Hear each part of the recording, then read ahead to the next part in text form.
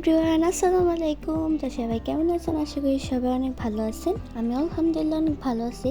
তো গাইস, আজকে আমি রান্না করব আপনার ভুনা খিচুড়ি। তো ভুনা খিচুড়ি রান্না করব, তার কারণে আমি এখানে মুগ ডালগুলোকে হালকা আপনার একটু টেলে নিলাম। টেলে নেওয়ার পরে তারপরে একটু আপনার একটা বোলের মধ্যে নিয়ে নিলাম। নিয়ে নেওয়ার পরে এখানে আমি আপনার পট আপনার মুসুরির ডাল দিয়ে দিলাম। দিয়ে দেওয়ার পরে এটার সাথে ভালো করে আমি মিক্স করে নিলাম। মিক্স করে নেওয়ার পর এটাকে আমি 1-2 বার অনেক ভালো করে ধুয়ে নেব। যে দেখেন কত পরিমাণে ফেনা, আর দেখেন পানিটা অনেকটা হলুদ হয়ে গেছে মুগ ডালের জন্য। আর এখানে আমি এটাকে ভালো করে ধুয়ে একটু ভিজিয়ে রাখলাম পানি দিয়ে। তো ভিজিয়ে রাখার পরে আমি এটাকে দেখেন এই যে ফেনাগুলো যে এগুলো যাতে হয়ে যায়, তো ভিজিয়ে রাখার পরে তারপরে আমি এখানে আপনার আদা রসুন পেঁয়াজ যে বাটা এগুলোকে ফ্রিজের থেকে এনে নিলাম। নেওয়ার পরে যেটার মধ্যে আমি রান্না করব এই যে পাত্রটাতে, এটাকে আমি ধুয়ে তারপর রেখেছিলাম। তারপর এটাকে আমি চুলায় বসে দিলাম। তারপরে আমি এখানে আপনার এই যে কাঁচামরিচ, পেঁয়াজ কুচি, তারপরে ধনিয়া পাতা কুচি এগুলো থাকে বক্সের মধ্যে, ধনিয়া পাতা কুচি, পেঁয়াজ কুচি। আর এখানে আমি এক পট কতক্ষণ ভিজিয়ে রাখার পরে তারপরে এক পট আবার আপনার পোলাও চাল দিয়ে দিলাম। দিয়ে দেওয়ার পরে এগুলো তিনোটাকে একসাথে ভালো করে আমি আরও চটকে মিক্স করে আরও ভালো করে এই যে ফেনাগুলো যাতে চলে যায় তার এক পর্যন্ত আমি এটাকে ভালো করে ধুয়ে নিলাম। ধুয়ে দেওয়ার পরে এই বলটার মধ্যে রাখলাম না, যাতে আর কোনো পানি যদি থাকে তাহলে যাতে ছাঁকনিটার মাধ্যমে বের হয়ে যায়। আর এখানে আমি প্রথমেই ফ্রাই প্যানটা বসিয়ে নিলাম। বসিয়ে নেওয়ার পরে তারপর আমি এখানে পেঁয়াজ কুচি দিয়ে দিলাম। দিয়ে নেওয়ার পরে এগুলোকে ভালো করে মিক্স করে নিচ্ছি এটাকে তেলটার সাথে। তেল দেওয়ার পরে এগুলো পেঁয়াজ কুচি দিয়ে এগুলো মিক্স করে নেওয়ার পরে তারপরে আমি এখানে আপনার তেজপাতা, দারচিনি, এলাচ, তারপর লং দিয়ে দিলাম। দিয়ে দেওয়ার পরে এগুলোকে এটার সাথে ভালো করে মিক্স করে পেঁয়াজটার সাথে করে দিলাম।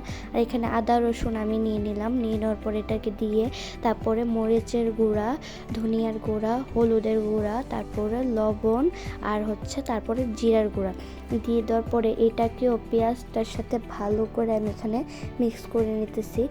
এটা যখন আপনার হালকা হালকা হয়ে আসবে তখন আমি এটাকে পানি দিব, কিন্তু এখনও হয়নি, কাঁচা কাঁচা আছে পেঁয়াজটা। আর আমি এখানে দেখতেছি যে এখানে এটা কি আপনার তলা দিয়ে লেগে যাচ্ছে, তার কারণে আমি এটাকে ভালো করে চামচ দিয়ে যাতে লেগে না যায় তার কারণে আমি এটাকে করে নিতেছি। নিচে দিয়ে লেগে যেতেছে বারবারে, আমি জানি না এটা কেন লাগছে। তারপরে আমি এটাকে ভালো করে মিক্স করে এখানে আমি আপনার যখন একটু হয়ে আসছে, মানে ব্রাউন কালার হয়ে আসছে পেঁয়াজটা, তখন আমি এখানে আপনার পানি দিয়ে দিলাম। অল্প একটু পানি দেওয়ার পরে এটাকে ভালো করে আগে কষিয়ে নিলাম পেঁয়াজটার সাথে। পানিটা নিয়ে নেওয়ার পরে তারপরে আর দেখলাম যে না, মরিচের একটু জিব্বায় লাগিয়ে দেখলাম যে না, মরিচের গুঁড়া একটু লাগবে, তার কারণে আমি এখানে একটু মরিচের গুঁড়া দিয়ে দিচ্ছি। আর আমাদের এখানে কিন্তু সবাই মরিচ অনেক কম খায়, যেরকম আমি, আমার খালামুনি, তারপর আমার নানু, ওরা সবাই, আমাদের পরিবারের সবাই বলতে গেলে আমার খালু আগে আর কি একটু ঝাল বেশি খাইতো, কিন্তু এখন খায় না। আর এখানে তারপরে আমি যে মুগ ডাল, তারপরে পোলাও চাল, তারপরে এসে গিয়ে আপনার ডালটা যে ভিজিয়ে রেখেছিলাম সেটাকে দিয়ে দিলাম। দিয়ে দেওয়ার পরে এটার সাথে ভালো করে মিক্স করে তারপরে এটাকে আপনি পানি দিয়ে এটা দিয়ে দিলাম। দিয়ে দেওয়ার পরে এই যে আমি 4 আঙ্গুল পর্যন্ত পানি দিলাম। নানু বলছে এতটুকু পর্যন্ত পানি দিতে, আমি জানি না, অনেকে পট হিসাবে মানে পট দিয়ে দেয়, যতটুকু এটা সিদ্ধ হবে ততটুকু পর্যন্ত পানি দিয়ে দিলাম। দিয়ে দেওয়ার পরে এখানে এই যে আমি এটাকে হাই একদম যেরকম করে রাখি সেরকম করে রাখছি চুলাটাকে। তারপর ভাবলাম যে না, একটু শসা কাটিয়ে যাতে এটার সাথে খাওয়া যায়।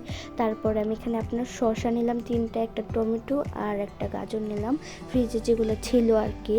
তারপরে আমি এটাকে অল্প একটু দেখে গেলাম যে এটা কি তলা দিয়ে লেগে গেছে নাকি না। তারপরে আমি এখানে আপনার শসাটাকে ভালো করে, আচ্ছা সরি শসা না, এটা হচ্ছে ক্ষীরাটাকে ভালো করে একটু ডাবিয়েই আপনি ছুলকাটাকে ভালো করে করে নিলাম, কারণ ক্ষীরার কিন্তু অনেক তিতা থাকে, তার কারণে আমি এখানে টমেটোগুলো এগুলো একটা সালাদ বানাবো না, মানে শুধু কাটবো, কেটে যেভাবে খাই আর কি। তা আমি টমেটোর ভিতরটা কেটে নিলাম। কেটে নেওয়ার পরে এরকম ছোট ছোট লম্বা করে কেটে নিলাম।